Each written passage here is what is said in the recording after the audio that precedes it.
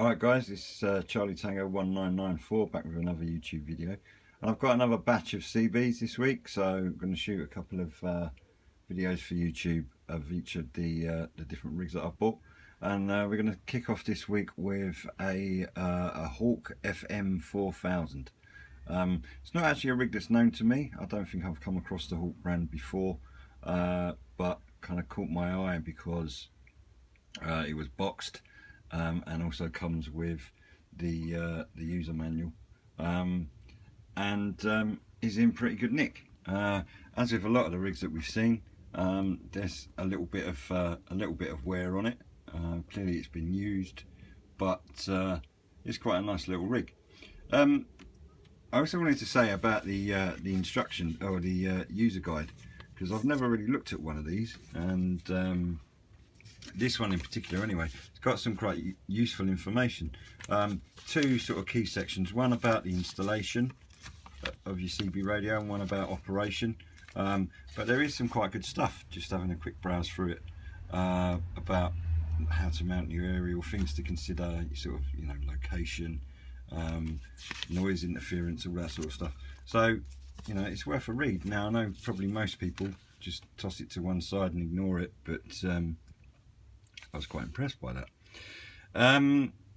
So onto the rig itself, not in bad nick at all. A couple of marks and scrapes across the top, and the mounting bracket has seen slightly better days. I mean, it's still very usable, but doesn't look like, you know, a brand new rig.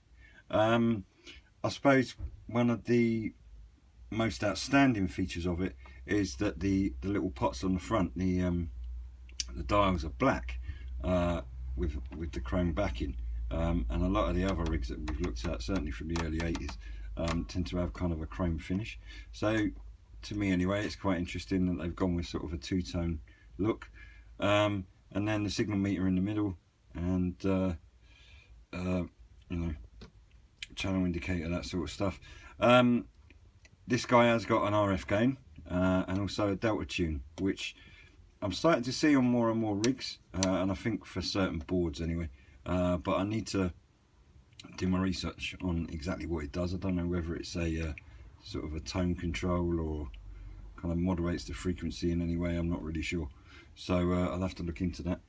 One of the other points on this particular rig, in a previous YouTube video that I did, I was saying that the switch for minus 10 dB is usually on the back, and I've noticed that the next couple of rigs we look at, they've all got a switch on the front.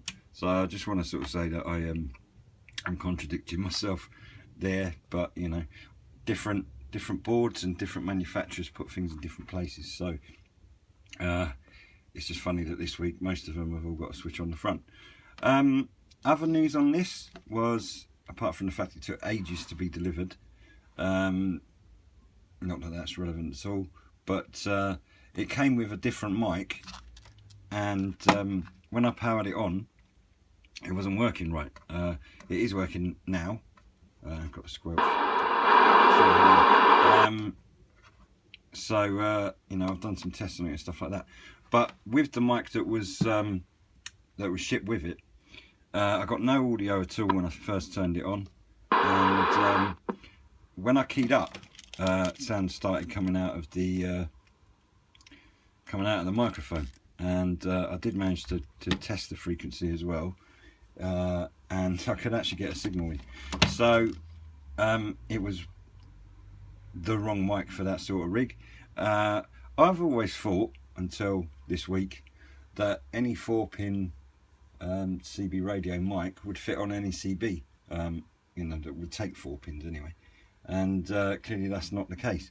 So I tried it out with a couple of other mics, and I found one that it works with, and there's another rig we'll look at shortly, which is exactly the same. So when I used the mic that this one was originally shipped with, I get exactly the same thing, sound coming out of the microphone rather than the speaker, and then when I try one of my other 4 pins, it works fine. So I need to keep a careful check of which mic is going which rig, And also there's another rig I'm going to show you in the next series of videos that I do, which uses a completely different connector, a 9-pin. I'm sure the knowledgeable ones amongst you, can explain the different boards that they're used for, the different manufacturers, blah blah blah. And probably I'll learn more about that as I buy and sell more radios. But I'm pleased I got it working. I was worried that there might have been something wrong with it, and it's going to get sold on eBay this week or next week probably, and we'll see what we can get for it. As usual, I'll post a link to the eBay auction. I know for most people, by the time you end up seeing the video, it's already closed, but I'll put it up anyway. And this is the Hawk FM-4000, and I'll be back to you again with another video soon. Cheers.